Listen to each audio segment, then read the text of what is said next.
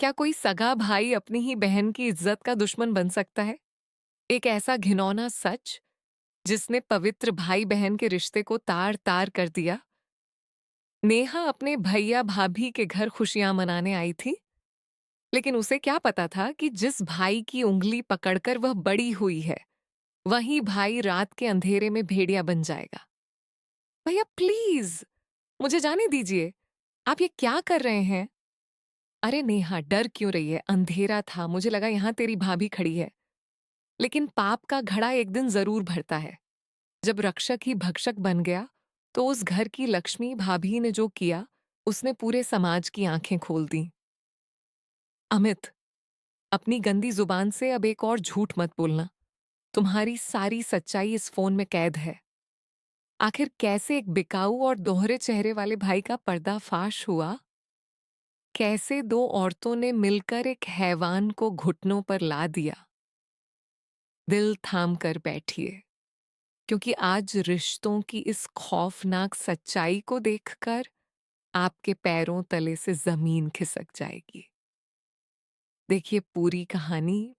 स्वागत है आपका अपना चैनल फीलिंग स्टेशन, जहां हर कहानी कहती है दिल की एक नई बात। आज की कहानी शुरू करने से पहले, अगर आप चैनल पर नए हैं तो सब्सक्राइब करके इस परिवार का हिस्सा जरूर बनिए। ये कहानी है एक ऐसे परिवार की जहां रिश्तों का मुखौटा पहनकर एक इंसान अपनों को ही धोखा दे रहा था। नेहा एक सीधी सादी कॉलेज में पढ़ने वाली लड़की थी। वह अपने बड़े भाई अमित और भाभी पूजा से बहुत प्यार करती थी। पूजा अपनी ननद नेहा को सगी बहन की तरह मानती थी। एक दिन नेहा अपनी भाभी की मदद करने और कुछ दिन रुकने के लिए उनके घर आई।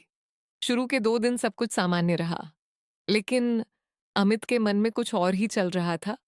एक रात जब नेहा किचन में पानी पीने गई, तो अमित ने अंधेरे का फायदा उठाकर उसे गलत तरीके से छूने की कोशिश की।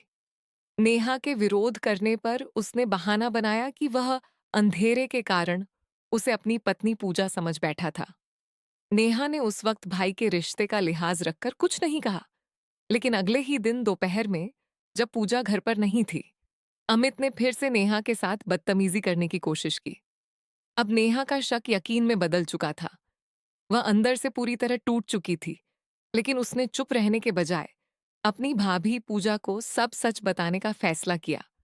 जब पूजा ने यह सुना तो उसके पैरों तले जमीन खिसक गई, लेकिन वह कमजोर नहीं पड़ी। उसने नेहा को गले लगाया और कहा कि सजा उस गुनहगार को ही मिलेगी। दोनों ने मिलकर अमित का असली चेहरा सामने लाने के लिए एक मास्टर प्लान बनाया। पूजा और नेहा ने मिलकर तय किया कि वे अमित को रंगे हाथों पकड़ेंगी, ताकि वह अपनी सफाई में कोई नया झूठ न बोल सके।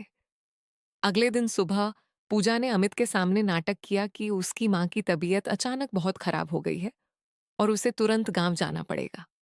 उसने अमित से कहा कि वह रात तक लौट आएगी और तब तक वह नेहा का ध्यान रखे।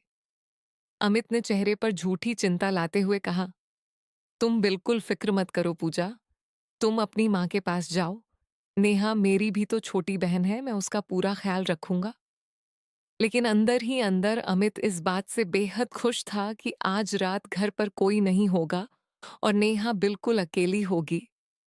शाम होते ही पूजा अपना बैग लेकर घर से निकल गई। अमित ऑफिस में बैठा घड़ी की सुइयां देख रहा था। जैसे ही रात के 8 बजे वह तुरंत अपनी बाइक उठाकर घर की तरफ भागा। रास्ते में उसके दिमाग में सिर्फ गंदे विचार चल रहे थे। घर पहुंचकर उसने देखा कि चारों तरफ सन्नाटा था।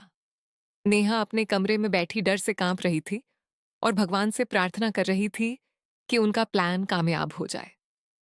अमित दबे पांव नेहा के कमरे में दाखिल हुआ और अंदर से दरवाजा बंद कर लिया।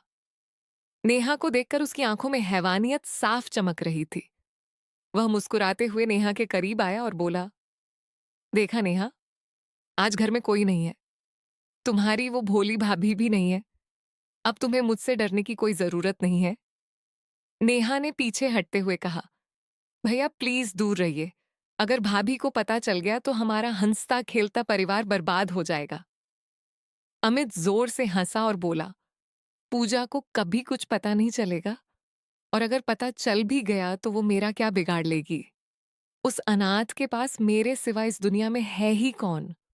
वो तो मेरे टुकड़ों पर पलती है। मैं इस घर का मालिक हूँ, मैं जो चाहूँ वो कर सकता हूँ।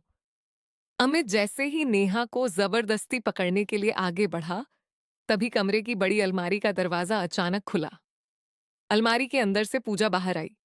उसके हाथ में उसका मोबाइल फोन था, जिसकी फ्लैशलाइट जल रही थी और कैमरा ऑन था।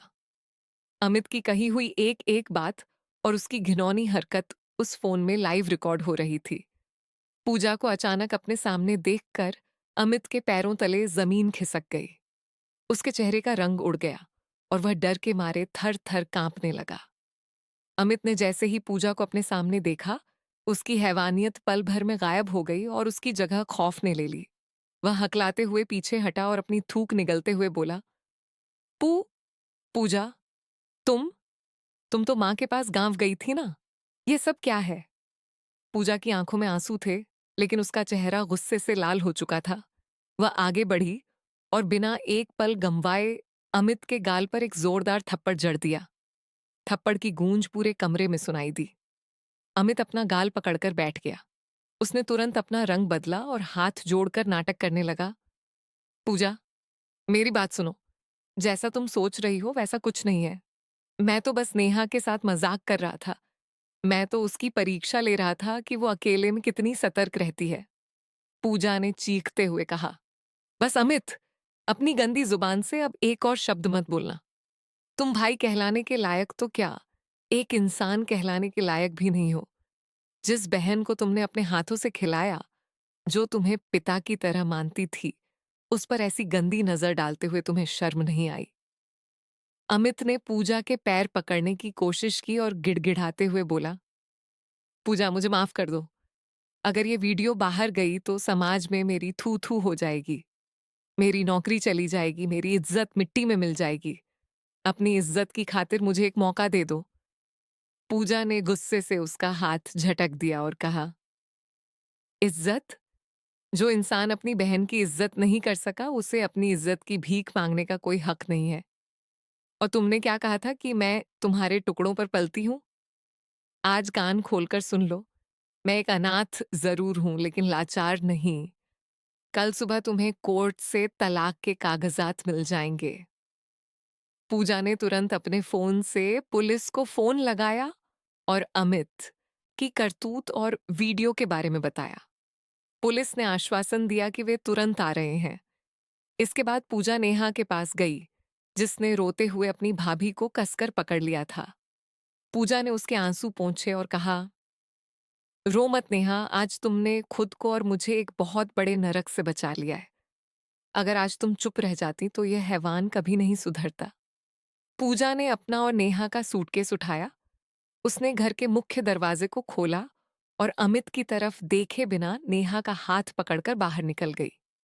पीछे अमित बंद दरवाजे के पीछे अकेला, बदहवास और अपनी किस्मत पर रोता रह गया।